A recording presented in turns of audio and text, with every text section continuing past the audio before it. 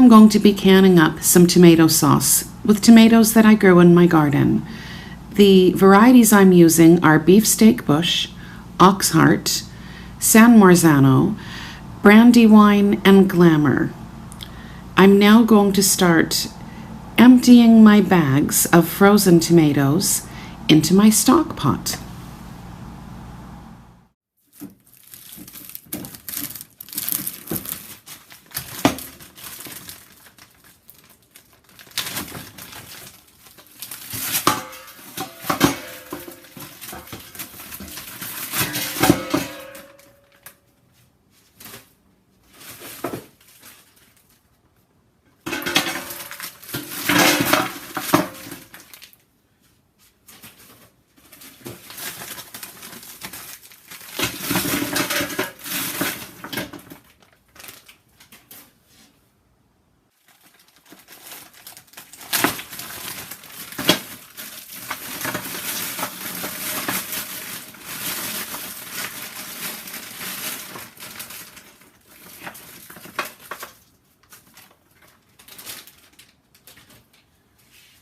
So here are 5 packages of frozen tomatoes.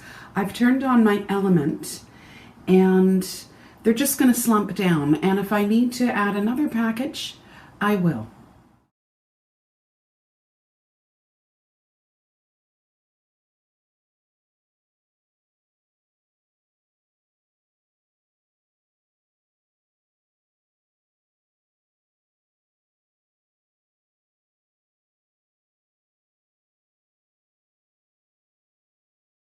The tomatoes have slumped down nicely, and I'm now going to empty more packages into the stock pot.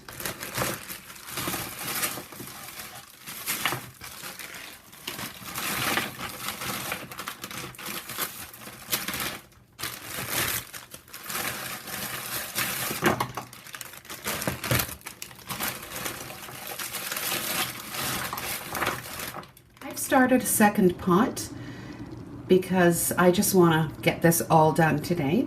So I have 1 bag slumping in this pot, and in a little while I'll drop in the other bag. So in all, I am processing 12 bags of tomatoes. Now, not all of them were 100% full, although most of them were.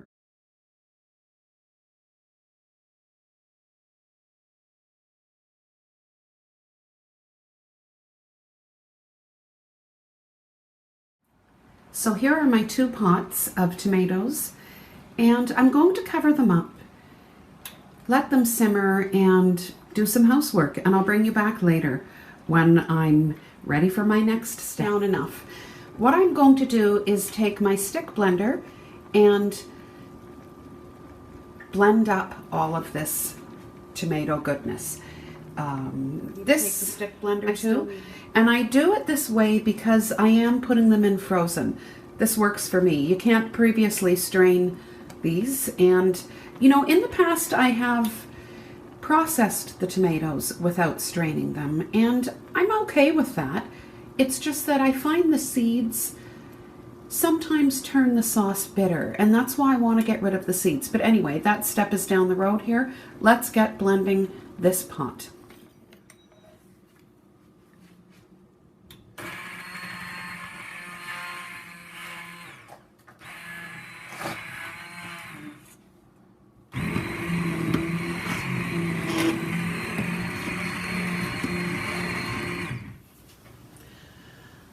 Ready to do my least favorite part in this process, and that is strain. I don't have a proper strainer. I purchased one with a crank at a thrift store, and I can't find it right now, so I'm going to go back to my old way. What I do is I scoop the sauce into this wire strainer, I get a glass, and I just push it through. So anyway, let's get started. This is how I do it. I scoop the sauce into the strainer, and I get a glass and I just rub it. So I'm going to do this, and I'll bring you back when I'm done. The tomato sauce is all strained off, thank goodness, because it took such a long time. Anyway, I am boiling it right now, and I will turn it off. I have an appointment to go to, and I will continue this process when I come back from my appointment. I'm sitting here on my couch because it's too noisy in the kitchen. I just wanted to talk about this citric acid and pressure canning tomatoes. I have never added citric acid before. I used to add lemon juice when I water bath canned tomato sauce, but I haven't water bathed tomato sauce since about 2012. I much prefer the pressure canning method. Anyway, getting back to the citric acid, I've always questioned, well, you know, why do you need citric acid if you're pressure canning? And then I thought, well, you know, you don't have to put citric acid in carrots. Nobody recommends you have to put citric acid in green beans. However, when considering the processing time, which is for pints, 15 minutes in the pressure canner, I thought, okay, well, carrots and green beans and such, you know, and other vegetables have longer processing times in the pressure canner. So, you know what, I am going to give this a try. You know, I am open to trying new things, and like I said, this will be my first time adding citric acid to my pressure canned tomato sauce.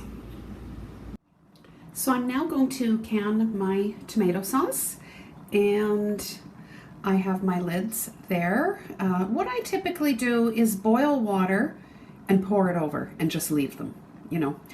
So they're not simmering, they're just sitting there in previously boiled water. Okay, so Okay, so I'm going to put my sauce in the jars right now.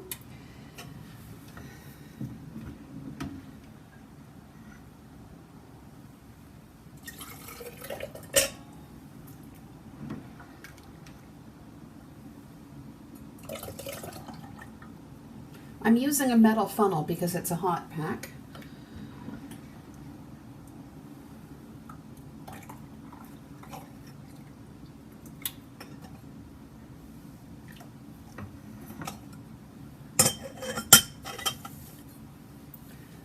I'm now going to put in my 1/4 teaspoon of citric acid and 1/8 teaspoon of Himalayan pink salt. Give it a stir and debubble as well.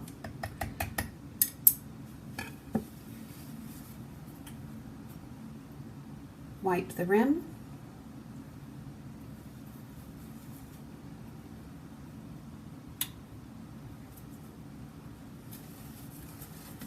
And now put my lid on.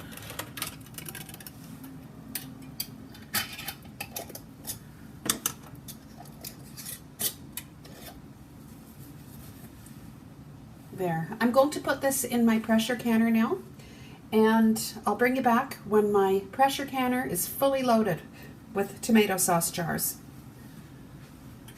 So in all I have 18 jars in my pressure canner. Before I put my lid on though, I'm going to check the vent pipe, the air vent, the sealing ring, and the overpressure plug. Okay, so you know, you want to see regularly that everything is in good working order. All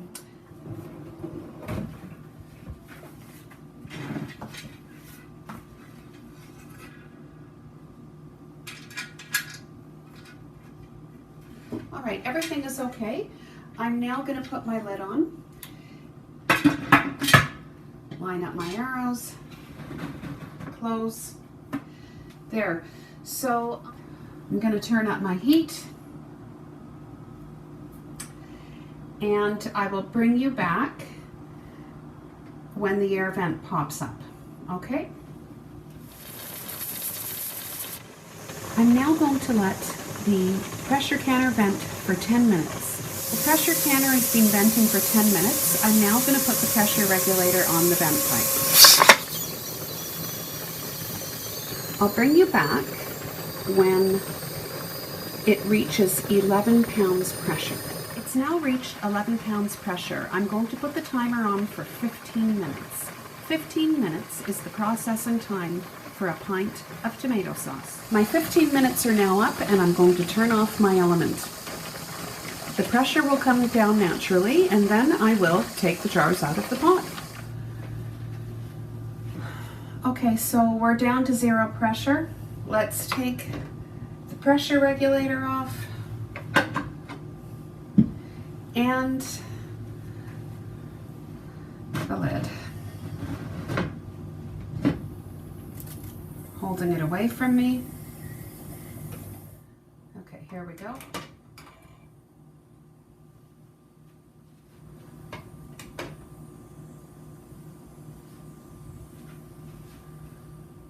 So in all, I canned up 24 pints and 1 half-pint jar. Tomorrow I will wash the jars and take the screw bands off. After they dry, I will label the lids and put them in the pantry. I much prefer my own sauce to store-bought sauce, so I will be enjoying this sauce. Thank you for watching, and I hope you give this a try.